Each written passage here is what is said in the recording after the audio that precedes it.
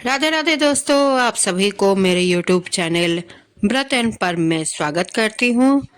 आज माघ मास का महत्व कथा की छठवां अध्याय में आप सभी को सुनाने जा रही हूँ।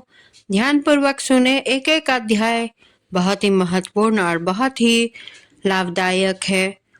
पूर्व समय में सतयुग के उत्तम निषेध नामक नगर में हेमकुंडल नाम वाला कुबेर के सदृश धनी वैश्य रहता था, जो कुलीन, अच्छे काम करने वाला, देवता अग्नि और ब्राह्मण की पूजा करने वाला, खेती का काम करने वाला और गौ, घोड़े, भैंस आदि का पालन करता था।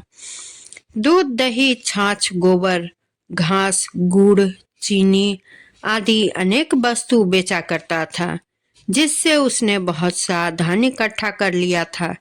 जब वह बूढ़ा हो गया तो मृत्यु के निकट समझकर उसने धर्म के कार्य करने प्रारंभ कर दिए।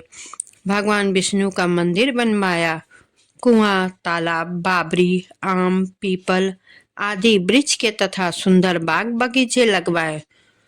सूर्योदय से सूर्यास्त तक वह दान करता। गांव के चारों तरफ जल की प्याऊ लगवाई। उसने सारे जन्म भर जितने भी पाप किए थे उनका प्रायश्चित करता था। इस प्रकार उसके 2 पुत्र उत्पन्न हुए, जिनका नाम उसने कुंडल और विकुंडल रखा।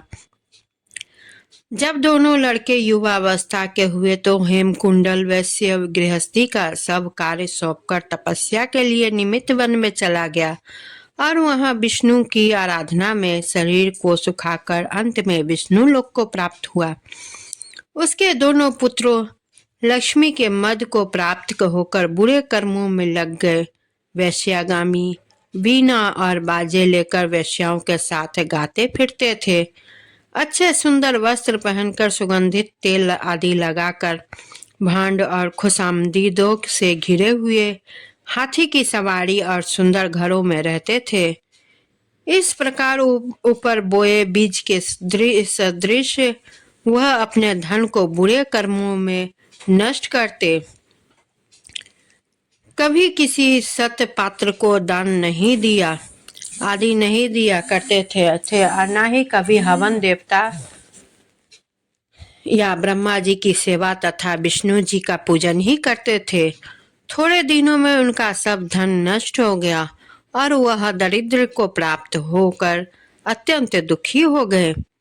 भाई, जन सेवक, उपजीवी सब इनको छोड़कर चले गए। तब इन्होंने चोरी आदि करना आरंभ कर दिया और राजा के भय से नगर को छोड़कर डाकुओं के साथ वन में रहने लगे और वहां अपने तीक्ष्ण बाणों से वन के पक्षी, हिरण आदि पशु तथा हिंसक जीवों को मारकर खाने लगे। एक समय इनसे एक पर्वत पर गाय, जिसको सिंह मारकर खा गया था, और दूसरा वन को गया तो जो उस काले सर्प के डसने से मर गया।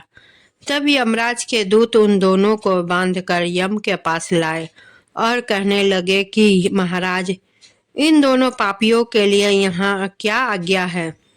दोस्तों, यह छठा अध्याय यही समाप्त होता है और आप सभी को 7वां अध्याय फिर जल्द ही सुनने को मिलेगा।